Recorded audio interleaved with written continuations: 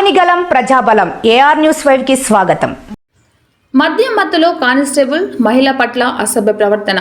Singanamala police స్టేషన్లో మద్యం మత్తులో మహిళలను చూడకుండా వీరంగం సృష్టించిన కానిస్టేబుల్గా పనిచేస్తున్న షబ్బీర్ అను పోలీస్ కానిస్టేబుల్ డ్యూటీలో ఉండి కూడా మద్యం సేవించి మహిళల పట్ల మరియు పోలీస్ స్టేషన్ ముందర వెళ్తున్న ప్రజల పట్ల అసభ్యకరమైన పదజాలంతో మాట్లాడుతూ రాళ్లతో దాడికి ప్రయత్నించారు.